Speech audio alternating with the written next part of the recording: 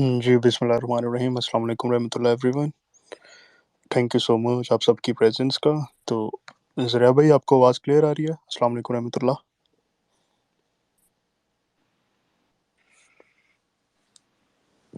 وعلیکم السلام. آپ کو کلیئر آ رہی ہے؟ جی سر الحمد للہ. جی تو تھینک یو سو مچ آپ سب کا آج دوبارہ آنے کے لیے. تو آج کے سیشن کا ہم باقاعدگی سے آغاز کرتے ہیں ود دی نیم آف اللہ. بسم اللہ الرحمن الرحیم.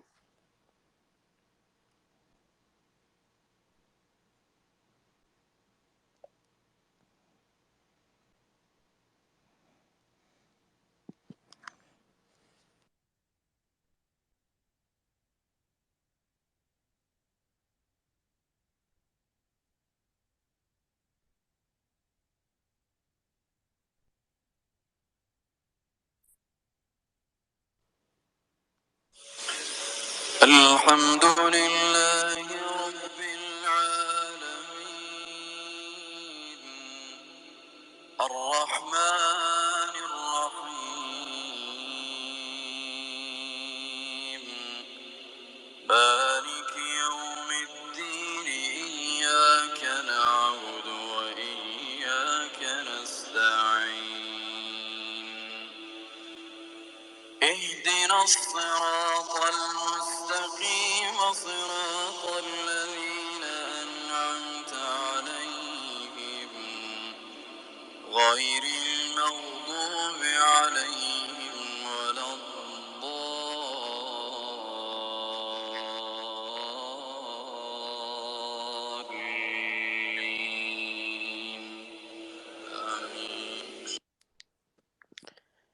آمین. صدق اللہ العظیم. اللہم صلی علی محمد وعلی آلہ محمد واصحابہ محمد وازواجہ محمد اجمعین الی یوم الدین. تو تھینک یو سو مچ آپ سب کا آج دوبارہ آنے کا. تو جیسا کہ آپ سب جانتے ہیں کہ کل کچھ ٹیکنیکل ایشو کی وجہ سے ہمیں سیشن پوسٹ پون کرنا پڑا تھا، لیکن جس مقصد کے لیے کیا تھا تو وہ مقصد تو ہو کے رہ نہیں تھا. ظاہر ہے کہ ایسے کاموں میں ایسی رکاوٹ آنا تو مسٹ ہوتی ہے. تو ذرا بھائی آج کا جس طرح آپ نے کل بیچ میں چھوڑ کیا تھا، تو کل اس میں البی اللہ تعالیٰ کی کوئی مصلحت ہوگی کہ آج کچھ زیادہ جیم پیکٹ ہو کے آپ سے کچھ اور اللہ تعالیٰ کی طرف سے کچھ آمد ہوگی تو ہمیں کچھ اور سیکھنے کو ملے گا. تو ذرا بھائی coming back to the topic کہ جس طرح کل آپ بات کر رہے تھے کربلا کوڈ آف اسلام، تو جس طرح آپ نے سٹارٹ سے بتانا شروع کیا تھا کہ آج جس طرح کوئی بھی اسلامک ایونٹ آتا ہے تو ہماری جو ینگ یوتھ ہے وہ بیسیکلی کنفیوزڈ ہو جاتی ہے. کیوں؟ جس طرح پاکستان میں ڈفرینٹ سیکٹ سے ایک بھرا ہوا ایک سوسائٹی ہے، تو جو جس کو سنتا ہے تو اس کے ایک الگ ویوز کریٹ ہو جاتے ہیں اس ایونٹ کو لے کے. تو ہر کسی کی کوشش ہوتی ہے کہ اس ایونٹ کے بارے میں کچھ نیوٹرل نالج ہمیں پتہ چلے یا کچھ ایسا جو حق پہ ہو. کیوں حق پہ ہونا تو سب کلیم کرتے ہیں، لیکن ایسے ایونٹس کچھ نازک ہوتے ہیں کہ جن کی سینسٹیوٹی بھی قائم رکھنا ضروری ہوتی ہے. تو ذرا بھائی اوور ٹو یو سر. بسم اللہ الرحمن الرحیم. اعوذ باللہ من الشیطان الرجیم. بسم اللہ الرحمن الرحیم. السلام علیکم. آپ کا جو ٹائٹل ہے کل بھی میں نے ذکر کیا کہ آج کا جو ٹاپک ہے کربلا کوڈ آف اسلام. اب مجھے یہ تو نہیں یاد کہ کل کس لمحے ہم منقطع ہوئے اور کون سی بات کنوے ہوئی تھی کون سی نہیں، تو میں کوشش کروں گا کہ کل والی بات کو تھوڑا سا سمرائز کر کے وہاں سے سٹارٹ لیتے ہیں. اللہ سبحانہ و تعالیٰ نے مین کائنڈ کی ابتدا بظاہر دنیا میں آدم علیہ السلام کے سلسلے سے شروع کی، اور بظاہر ہمارے سامنے دنیا میں جو مناظر جو سلسلے روا ہوئے اس کی ایک خوبصورت ایکسپلینیشن اللہ سبحانہ تعالیٰ نے قرآن پاک میں دی، یعنی دا فائنل ٹیسٹمنٹ میں. اور میں جب قرآن پاک کہتا ہوں تو میری کوشش ہوتی ہے کہ سب لوگ قرآن پاک کو اپنے باقی تینوں ٹیسٹمنٹس کے ساتھ شامل کر کے اس کو قرآن پاک کہیں، کیونکہ قرآن پاک میں اللہ سبحانہ تعالیٰ نے بارہا اپنی کتاب کا ریفرنس موسیٰ علیہ السلام، عیسیٰ علیہ السلام، داؤد علیہ السلام، یعنی ایک سلسلے کے ساتھ کیا. ایسا نہیں کہ صرف قرآن پاک کا ذکر ہو اس میں. وہ تمام وہی جو اللہ سبحانہ وتعالیٰ نے اپنے تمام انبیاء پر پہلے دن سے اتاری، اس تمام وحی کا ذکر قرآن پاک میں اوتھینٹیکیٹ کرنے کے لیے اس وحی کو بیان کیا. اس لیے تمام مومنین پر واجب ہے کہ وہ پڑھنے کی حد تک، سمجھنے کی حد تک تمام کے تمام ٹیسٹمنٹس کو اسی طرح سے پڑھیں جس طرح سے ہم قرآن پاک کو پڑھتے ہیں.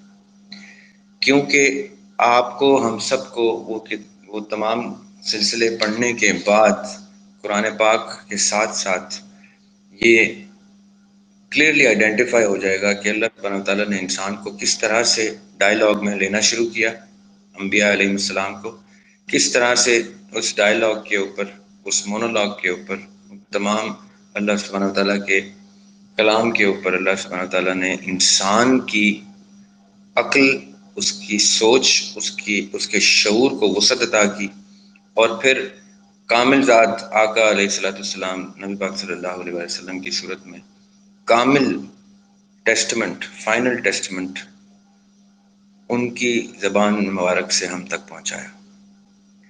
انسان کا سلسلہ آدم علیہ السلام سے شروع ہوتا ہے، جب بہشت سے ہم آدم علیہ السلام کی صورت میں انسان زمین پہ آتے ہیں.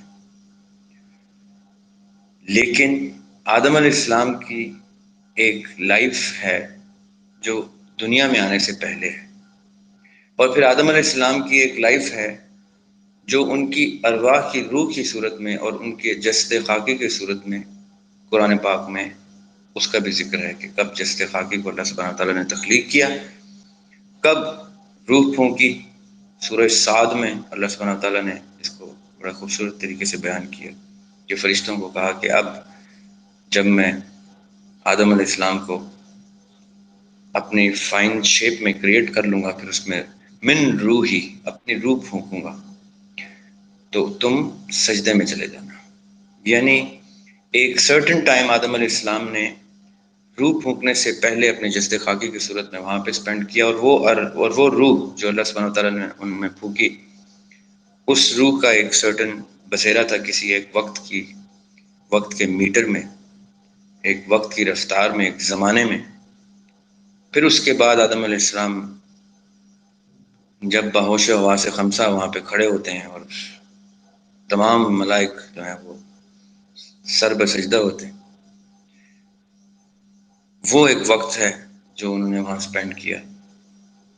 پھر حوا علیہ السلام کا ذکر ہے اور ان کے ساتھ وقت سپینڈ کیا.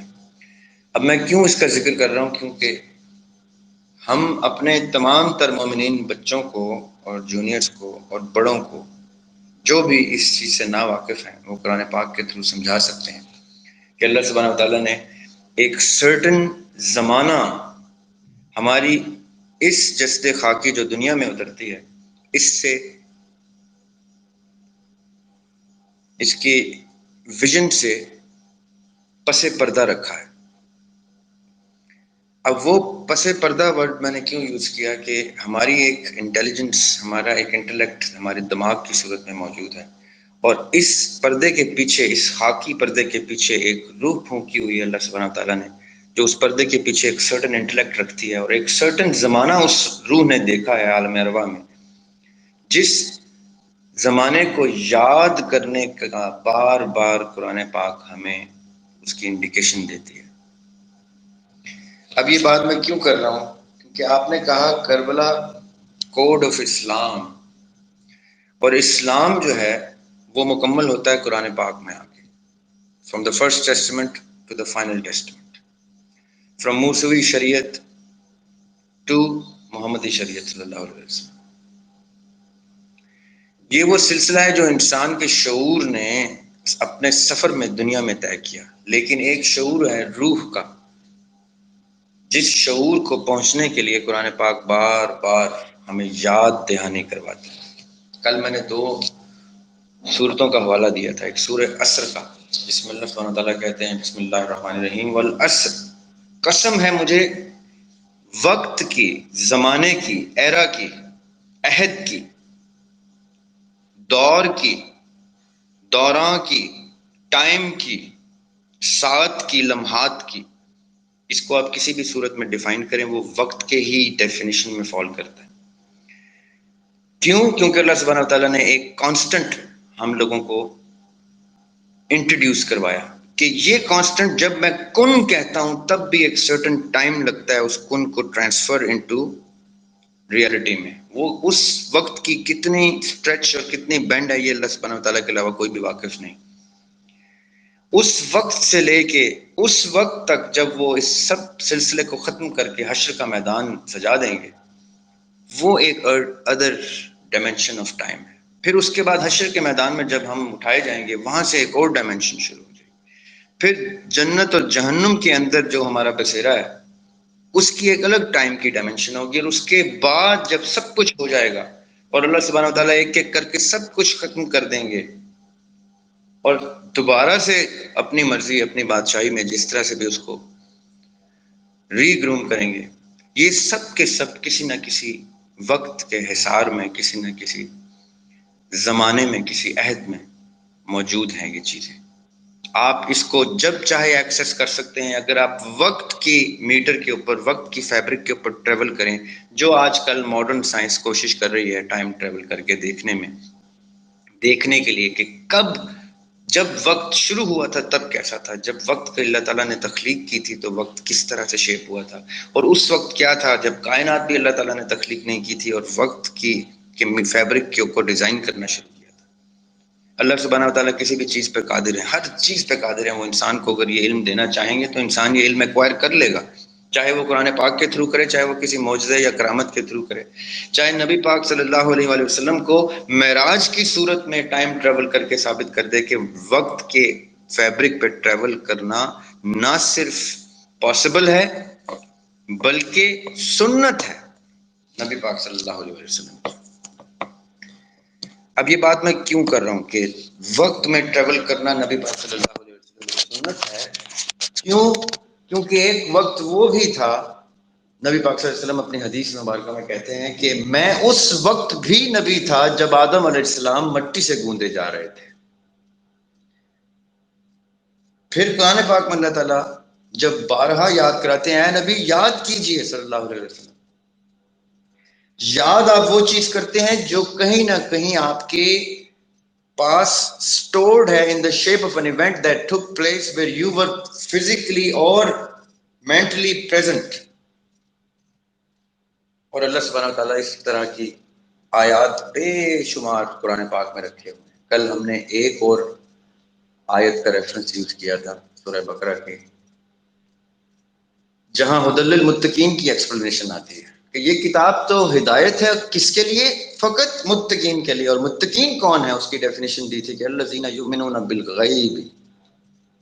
یہ بہت امپورٹنٹ آیت ہے. اس کو آپ دن میں 10 دفعہ پڑھیں، آپ کو یہ 10 معنی کھولے گی. 10,000 دفعہ پڑھیں گے 10,000 طریقوں سے آپ کے اوپر کھولے گی. الذین یؤمنون بالغیب، متقین کی پہلی شرط یہ ہے کہ وہ اس غیب پہ ایمان لاتے ہیں. تو سوال جنریٹ ہوتا ہے دماغ میں کہ یہ کون سا غیب ہے جس کو میں نے آنکھیں بند کر کے تسلیم کر لینا ہے؟ اور اگر میں تسلیم نہیں کرتا تو میں اسلام میں داخل نہیں ہوتا، اور اگر میں اسلام میں داخل نہیں ہوتا تو مجھ پر کوئی بھی یہ چیز واجب نہیں ہوتی جو سنت ہے، یا جو واجب ہے، جو فرض ہے، جو نفل ہے، جو ایکٹ ہے، جو لائف ہے، جو بریدنگ ہے، جو ڈیتھ ہے، لائف آفٹر ڈیتھ ہے، جسٹس ہے. اس کسی بھی چیز کی کوئی لاجک نہیں بنتی اگر میں غیب کے اوپر ایمان لا کے مومنین میں داخل نہیں ہوتا، اور مومنین میں داخل ہونے کے بعد اپنے درجات کو صالحین اور متقین اور صادقین اور مقربین تک نہیں لے کے جاتا. تو یہ وہ سفر ہے جو شعور سے شروع ہوتا ہے، جس کا فرسٹ سٹیپ شعور ہے، جس کا ٹیکن فار گرانٹیڈ یونیفارم شعور ہے. اور وہ شعور اللہ سبحانہ وتعالیٰ اس کو عطا کرتے ہیں جو ان آیات کو اپنے اوپر اس طرح سے اتارتے ہیں جیسے اتارنا واجب ہے. وہ میرے والد صاحب کا ایک شعر مجھے اکثر اس سچویشن میں یاد آتا ہے کہ سبق پڑھنا نہیں صاحب، سبق محسوس کرنا ہے. ذرا دہرائیے اس کو جناب آہستہ آہستہ. ہم پڑھے جاتے ہیں، رٹے جاتے ہیں، بولے جاتے ہیں، وہ ہمارے اندر رچتا بستا نہیں ہے، اس کی تاثیر نہیں اترتی جو ہمارے شعور کو ڈیولپ کرے، اس لیول پہ لے کے آئے کہ جب ہم یہ آیت پڑھیں کہ یاد کرو تو ہمیں وہ یاد آنے لگے. ہم کہیں کہ ہمیں یاد آ گیا ہے. کل میں نے ایک سلسلہ آپ کو بیان کرنے کی کوشش کی تھی، جب میرا خیال ہے کہ اس وقت ہمارا ذاتی سلسلہ، ہمارے صلات منقطع ہو گئی تھی آپس میں، ہمارا کنیکشن ٹوٹ گیا تھا کہ عالم ارواح میں ہم لوگ اسی طرح کہیں نہ کہیں موجود تھے، جس وجہ سے آج ہم یہاں اکٹھے ہیں.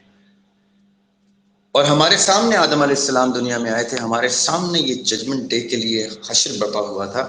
یہ سب کچھ ہم نے ارواح کی صورت میں، روحوں کی صورت میں، یہ سب وٹنس کیا تھا ٹائم کی کسی ڈائمنشن میں. میں نے یہ کہا تھا، وعدہ کیا تھا اللہ سبحانہ وتعالیٰ سے کہ میں ذریعاب ہاشمی بن کے عدیم ہاشمی کے گھر میں اتروں گا اور اپنے وعدے پہ قائم رہ کے اپنے میثاق کو ویلیو دوں گا اور سرخرو ہو کے خالی ہاتھ واپس نہیں آؤں گا. وَمِمَّا رَزَقْنَاهُمْ يُنْفِقُونَ.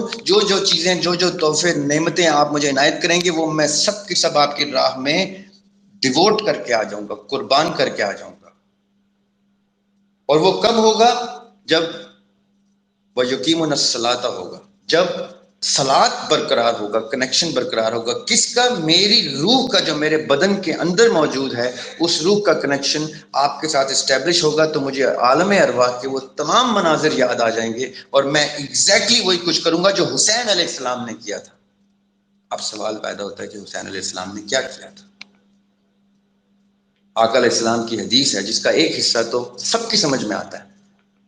آقا علیہ السلام فرماتے ہیں حسین مجھ سے ہے علیہ السلام. سمجھ میں آتی ہے بات کہ ان کی بیٹی کے بیٹے ہیں. پارٹ 2 آف دا حدیث اور میں حسین سے ہوں. That part brings a question in your head کہ نانا سے نواسے کا ہونا عقل تسلیم کرتی ہے، نواسے سے نانا کا ہونا ایک کنفیوژن کریٹ کرتا ہے، کنفیوژن کوشچن کو جنم دیتا ہے. کوشچن میں ورڈ کویسٹ امپورٹنٹ ہوتا ہے. ایز اے کویسٹ آپ اس کو سرچ کرتے ہیں، صلات برقرار کرتے ہیں اور اس کویسٹ کا آنسر آپ کو آتا ہے کہ جب ہم عالم ارواح میں موجود تھے تو اس وقت جب ابراہیم علیہ السلام کو اللہ سبحانہ وتعالیٰ نے کہا کہ اپنے عزیز ترین چیز قربان کر دو، اور تو انہوں نے اسماعیل علیہ السلام کو قربان کرنے کا تہیہ کر لیا. اس وقت the dialogue between ابراہیم علیہ السلام and اسماعیل علیہ السلام was کہ بیٹے میں آپ کو قربان تو کر دوں، اس میں کوئی شک نہیں کہ آپ میری عزیز ترین چیز ہیں، لیکن آپ ہی کے بارے میں اللہ سبحانہ وتعالیٰ نے کہا تھا کہ تمہارا ایک بیٹا ہوگا اسماعیل، جس کی آل میں سے احمد علیہ السلام نے صلی اللہ علیہ وسلم نے آنا ہے. تو وہ اقبال نے بڑے خوبصورت شعر کہا تھا، اس کا دوسرا مصرع ہے سکھائے کس نے اسماعیل کو آداب فرزندی. انہوں نے بھی حکم کی تعمیل کی اور کہا کہ وہ بھی اللہ سبحانہ وتعالیٰ کا آپ کو کمانڈ تھا، کمانڈمنٹ تھا، حکم تھا. یہ بھی کمانڈمنٹ ہے، حکم ہے، تعمیل کیجئے اور حکمت رب کی ذات پہ چھوڑیے. اس وقت عالم ارواح میں ہم سب بیٹھے یہ سارے مناظر دیکھ رہے تھے، اور ہم جو آپس میں بیٹھے ہوئے ہیں ابھی اس وقت جو سن رہے ہیں، ان میں سے کسی کو اتنا اللہ سبحانہ وتعالیٰ نے فضل نہیں دیا کہ وہ ایسا عمل کرتا جو عمل حسین علیہ السلام نے اس وقت کیا، کیونکہ ہم سب بیٹھے ہوئے تھے اور آواز آنا شروع ہوئی لبیک یا حسین، لبیک یا حسین. اور 72 ارواح ایسی تھی جو آتی رہی ایک گروہ کی صورت میں، کیونکہ حسین علیہ السلام نے اللہ تعالیٰ سے میثاق کیا کہ اسماعیل علیہ السلام کو بچا لیجئے، اسماعیل علیہ السلام قربان نہیں ہونے چاہیے ان میں سے، کیونکہ آگے ان کی آل میں سے احمد علیہ السلام نے آنا ہے، صلی اللہ علیہ وسلم نے آنا ہے. میں اپنی اور اپنے پورے کنبے کی جان قربان کرنے کے لیے وَمِمَّا رَزَقْنَاهُمْ يُنْفِقُونَ، اپنی یہ تمام نعمتیں جو آپ مجھے عطا کر رہے ہیں یہ تمام آپ کے رستے میں قربان کر دوں گا. اپنے بچے جیسی نعمت بھی قربان، بچوں جیسی نعمت بھی قربان کر دوں گا، اپنی جان بھی قربان کر دوں گا، سب کچھ قربان کر دوں گا. اسماعیل علیہ السلام کو بچا لیجئے تاکہ احمد علیہ السلام آ جائیں.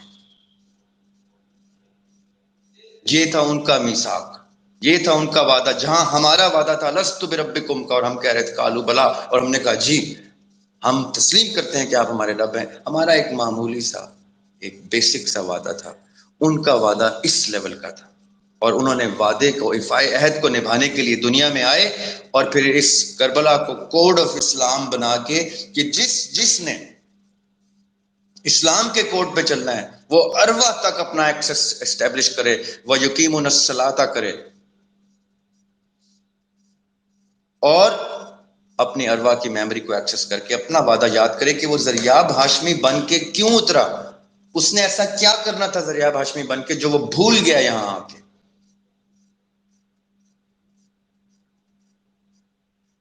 مہدی علیہ السلام تو نہیں بھولے، وہ تو آئیں گے۔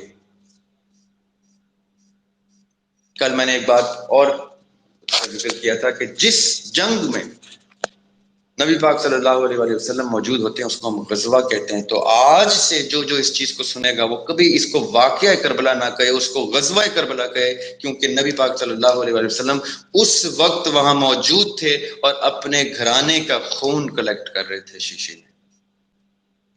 اس حدیث کو آپ کہیں سے بھی ویریفائی کر لیں، چاہے سنی کتب میں کر لیں، چاہے شیعہ کتب میں کر لیں۔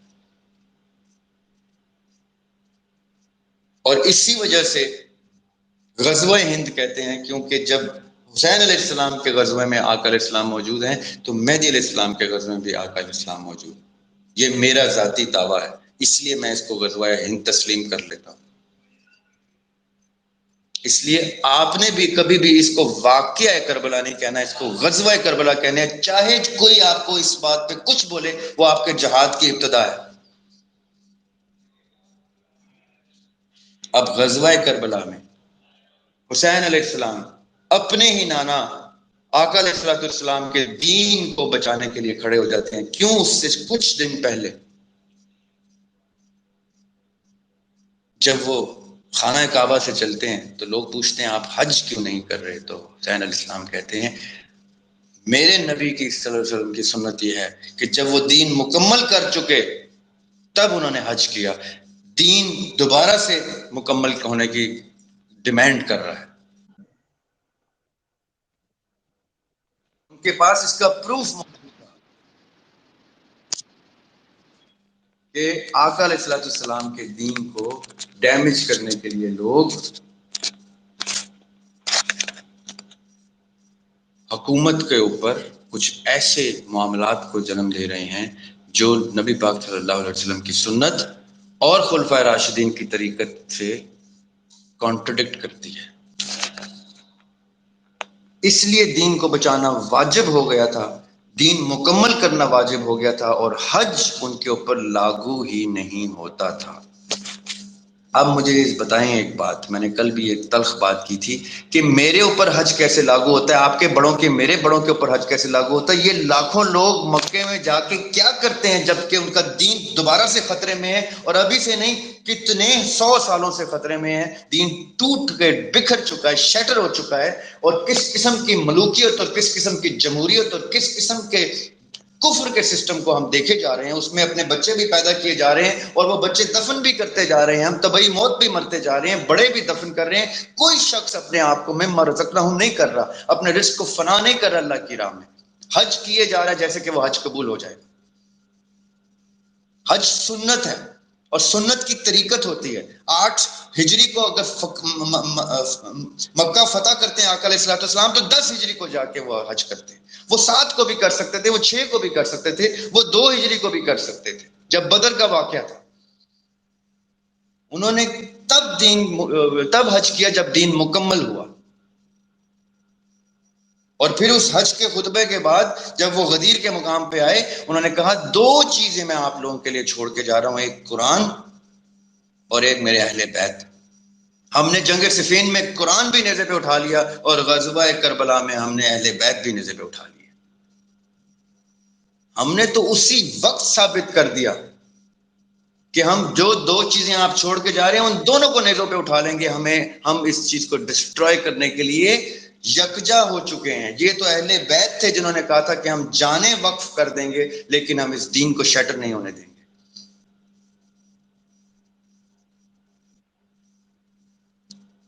کتنا عجیب بخت ہے بخت یزید بھی، مسند بڑی غریب ہے قیمت حسین ہے۔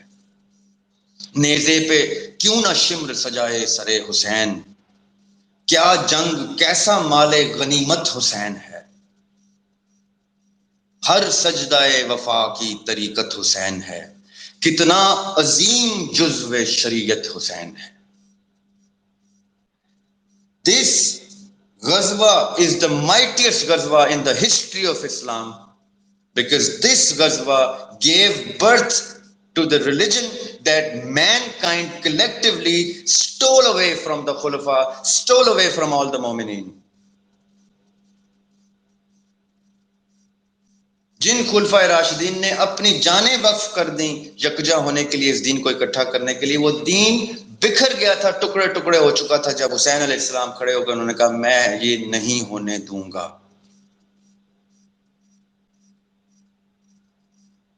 یہ قربانی صرف قربانی نہیں تھی، یہ قربانی ریوائول آف اسلام تھا. اور اسی طرح اہل بیت کے مہدی علیہ السلام نے آ کے final utmost revival of Islam کرنا ہے. اور ہم نے اسی طرح کے تماشائی بنے رہنا ہے، ہم نے اسی طرح کے ٹویٹر سپیسز کرتے رہنا ہے. نہ ہمارا کوئی بچہ حسین کے لشکر میں جائے گا، نہ ہمارا کوئی بچہ مہدی علیہ السلام کے لشکر. ہاں ان کی تلواروں سے ذبح ہو جائے گا، لیکن ہم اس کوڈ آف اسلام کو ایک غلط رنگ دے کے، جان بوجھ کے اپنے نیشنل ٹیلی ویژن پہ بھی اس کو ایک سیاسی منظر بنا کے، اس کو ایک سیاسی جنگ بنا کے، اس کو ایک اقتدار کا مسئلہ بنا کے اس کی دھجیاں اڑاتے ہیں، کیونکہ ہم ہیں ہی اسی سنت پہ جن لوگوں نے حسین علیہ السلام کو مارا تھا. ہم تو ڈرتے ہیں یہ کہتے ہوئے کہ انا من حسین، کیونکہ آقا علیہ السلام کی حدیث جو پوری نہیں کرتا، اپنے کسی مولوی سے کہیں، اپنے کسی بھی مفتی سے کہیں کہ ممبر رسول پہ بیٹھ کے ایک دفعہ کہہ دے کہ حسین منی انا من حسین، وہ نہیں کہہ پائے گا. اس کا عقیدہ ہی اس کو اجازت نہیں دیتا کہ وہ حدیث پڑھ سکے، اس کا عقیدہ ہی اس کو اجازت نہیں دے گا کہ وہ مولا علی کہہ سکے، کیونکہ ان کا مولا محمد صلی اللہ علیہ وسلم ہوں تو وہ ان کا مولا علی علیہ السلام ہوں گے.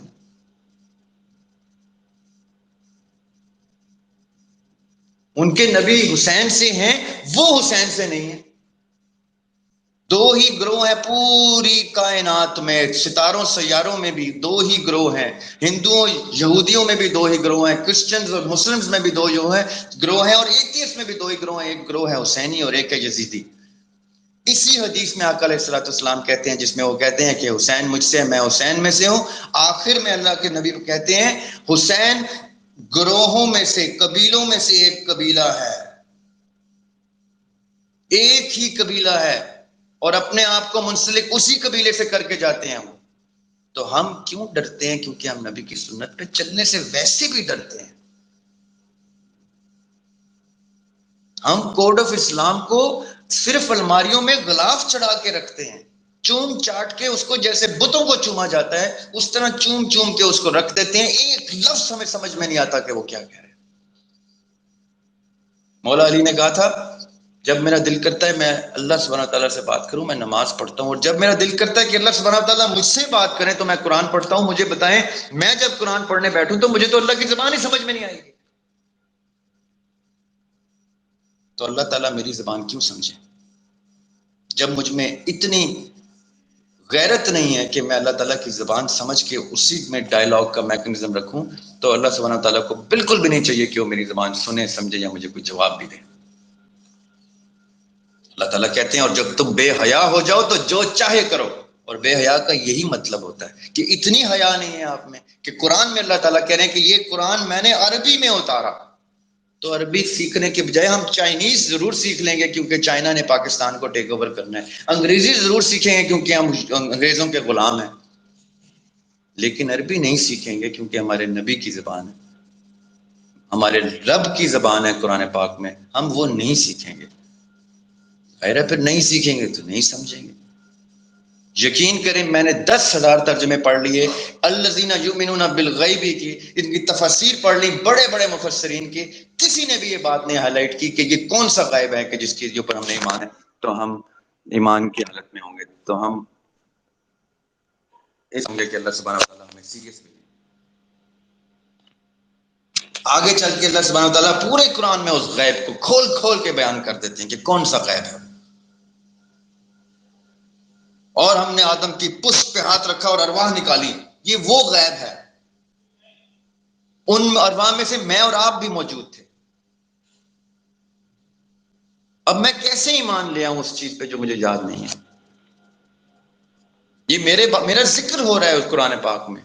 میں ان ارواح میں شامل تھا جنہوں نے کہا تھا بلا ہم مانتے ہیں کہ آپ ہمارے رب ہیں. میں کیسے مان لوں کہ یہ میں نے کہا تھا جب تک کہ مجھے یاد نہیں آتا. مجھے 10,000 چیزیں آپ یاد کرانے کی کوشش کریں, مجھے نہیں آئے گی تو میں تسلیم نہیں کروں گا. میں یہ ضرور کہہ سکتا ہوں کہ ہاں ہو سکتا ہے. میں یہ یقین نہیں کر سکتا کہ میں نے کہا ہے جب تک کہ میں یاد نہیں کروں گا. اور یاد کرنے کا صرف اور صرف ایک میکنزم ہے جس کو ہم نے نماز کہہ کے ٹال دیا. واقعی الصلاۃ کو ہم نے نماز پڑھنا کہہ دیا. عربی میں وہ صلاۃ قائم کرنا کہہ رہے ہیں, کنیکشن اسٹیبلش کرنا کہہ رہے ہیں. ہم نے کہا جی ٹکرے مارنے کا مطلب ہے اس کا. اسی لیے کسی کی ٹکر میں سر نہیں پھٹا اور کوئی روح باہر نہیں آئی, کیونکہ کنیکشن اسٹیبلش نہیں ہوا. مولا علی کے پاؤں میں کوئی چیز چلی گئی تو نکلتی نہیں تھی کیونکہ ان کا باڈی بہت ہارڈ ہوتی تھی.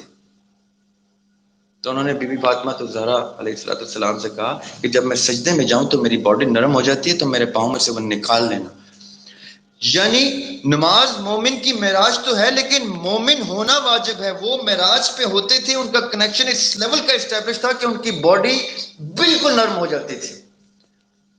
حضرت امام حسین علیہ السلام عصر کی نماز کے لیے جھکے ہیں تو ان پہ تیر لگے ہیں, ورنہ ان کے اوپر تیر اثر نہیں کرتے. وہ مولا علی کے بچے ہیں.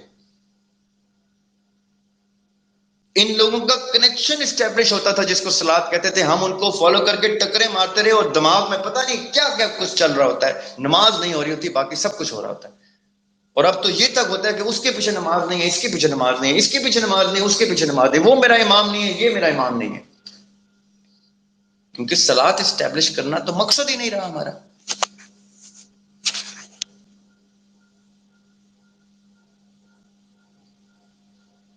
قسم ہے زمانے کی کہ انسان نقصان میں ہے, تو یہ قسم اللہ تعالیٰ نے کھائی ہے. یہ کسی طرح بھی غلط نہیں ہو سکتی. انسان خسارے میں ہی رہے گا. مگر وہ لوگ جو ایمان لائے کس پہ؟ الذین یؤمنون بالغیب پہ.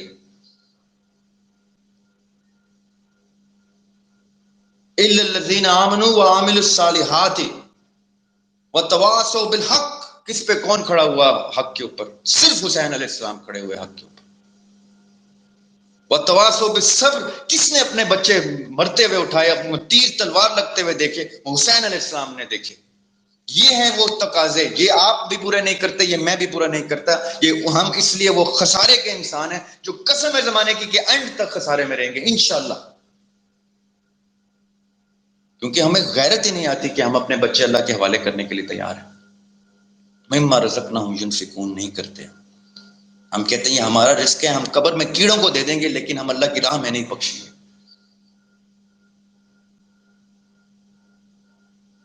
So the code of Islam, my friend, is to become Hussein alayhi salam. To make your children Hussein alayhi salam. ان کے نام بھی حسین علیہ السلام رکھیں. ان کو کہیں تم حسین ہو. کہنے دیں سنیوں کو کہ تم کیا کہتے ہو. یہ بغض علی بغض حسین میں اس لیول پہ کفر کے مرتکب ہیں کہ یہ سمجھتے ہی نہیں اس بات کو کہ حسین علیہ السلام نبی کے بیٹے ہیں. کس نبی کے آل سے ہیں یہ؟ اپنے آپ کو مسلمان کیسے کہتے ہو تم جب نبی کی آل کو اور نبی کے بچے کو تسلیم نہیں کرتے؟ مہدی علیہ السلام نے آ کے سب سے پہلے مسلمانوں کی گردنیں اتارنی ہیں, ان منافقین کی. اور ہماری گردنیں سر فہرست ہیں اس میں. میں ابھی سے اپنا نام سر فہرست رکھ کے کہہ رہا ہوں, ہماری گردنیں سر فہرست ہیں جو مہدی علیہ السلام کی تلواروں کے شان بنیں گی. کیونکہ ہم وہ منافق ہیں جو اپنے ہی نبی کے بچوں کو مارتے رہے. اور جب جب کربلا آیا اس کا ایک تمسخر بنا کے ہم نے کہا کہ یہ شیعہ ازم ہے, یہ فلاں ازم ہے, یہ وہ ازم ہے. یہی اسلام ہے. اقبال کو اس چیز کی سینس آ گئی تھی آج سے 100 سال پہلے کہ اسلام زندہ ہوتا ہے ہر کربلا. انہوں نے بہت کیئرفلی ہر کربلا ورڈ یوز کیا ہے, کیونکہ جب جب زمانہ برقرار رہے گا تب تب ایک یزید اور ایک حسین موجود ہوگا. ہمارے دور کا بھی یزید موجود ہے, ہمارے دور میں بھی کوئی حسین اٹھے گا, لیکن وہ میں اور آپ نہیں ہوں گے. We are too occupied in our material world. We want fame, fortune, money, education, exposure. میرا بچہ ہارورڈ میں پڑھے، آکسفورڈ میں پڑھے، لمز میں پڑھے، فلان جگہ پڑھے، وہ ڈاکٹر بنے، انجینئر بنے، ایک آنچ نہ اس کو، اللہ اس کو 100 سال کی زندگی دے، کبھی مرے ہی نہ۔ ہم تو سالگرہوں پہ کہتے ہیں تم جیو ہزاروں سال، سال کے دن ہو ہزاروں سال، مرو ہی نہ، تم تو خضر علیہ السلام کو بھی پیچھے چھوڑ جاؤ۔ یعنی ٹوٹل 180 ڈگری اپوزٹ ٹو حسین علیہ السلام، جو اپنے 9 مولود بچے اللہ کے حوالے کر رہے ہیں۔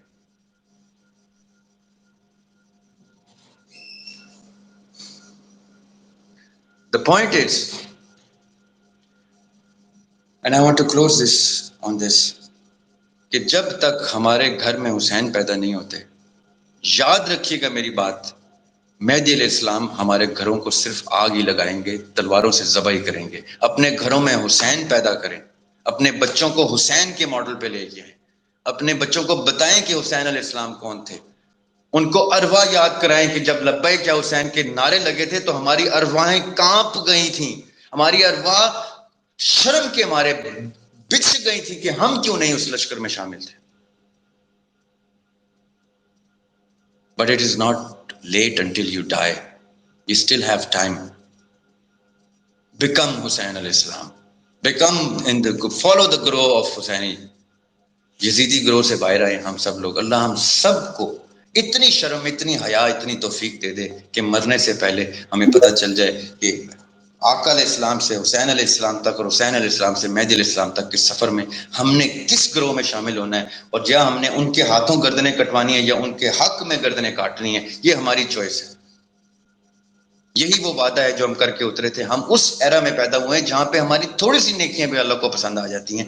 ہمارا وہ ایرا آنے والا ہے، میں آپ کو گارنٹی دیتا ہوں کہ آپ کے بچے مہدی علیہ السلام کو ضرور دیکھیں گے اگر آپ نہیں دیکھتے۔ Create Hussain out of your children if you want them to succeed in the hereafter. if you want کہ آپ نے جو ارواح میں وعدہ کیا ہے وہ حق کا وعدہ کیا ہے، وہ صبر کا وعدہ کیا ہے، وہ صالحین کا وعدہ کیا ہے، وہ متقین کا وعدہ کیا ہے، وہ صادقین کا وعدہ کیا ہے، وہ مقربین کا وعدہ کیا تھا، وہ شہداء کا وعدہ کیا تھا۔ یہی 4-5 ڈگریز ہیں جو کسی مومن کو مومن بناتی ہیں۔ ان میں سے کسی ڈگری میں فال نہیں ہوتا تو وہ مومن نہیں ہے، وہ کافر ہے، وہ مشرک ہے، وہ منافق ہے، وہ جہنم کا ایندھن ہے، the burning coal of جہنم۔ I don't want my children to be like that. I would rather not have children. اگر میرے بچے حسینی نہیں ہیں تو وہ آج مر جائیں میری طرف سے، بن جائیں جہنم کا ایندھن، لیکن اگر وہ جئیں تو وہ اہل بیت کے ماڈل پہ جئیں، ورنہ وہ مرے بہتر ہیں۔ ورنہ وہ، میں ابورٹ کرنے کے لیے راضی ہوں اپنے بچے، میں اپنے آپ کو ابورٹ کرنے کے لیے تیار ہوں اگر میں اہل بیت کے ماڈل کے اوپر اپنے بچے نہیں لے کے آ سکتا تو۔ That is the code of Islam. That is the code of conduct of mankind. اللہ آپ سب کو خوش رکھے۔ جی ذریعہ بھائی جزاک اللہ خیر، it was an eye opener as always. تو ذریعہ بھائی آج احمد علی بھائی کو بھی انفارم کر دیا تھا تو وہ بھی آ چکے ہیں۔ جی احمد بھائی السلام علیکم رحمۃ اللہ۔ السلام سر، بہت شکریہ آپ کا۔ ذرا بھائی السلام علیکم۔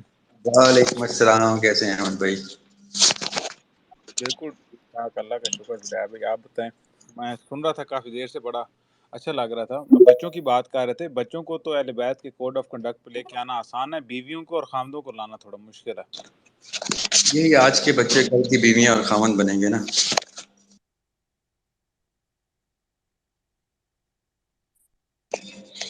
اب جو ہو چکا وہ تو ہو چکا، آنے والی جنریشنز کی بیویاں، آنے والی جنریشنز کے خاوند تو ہم تیار کر سکتے ہیں نا۔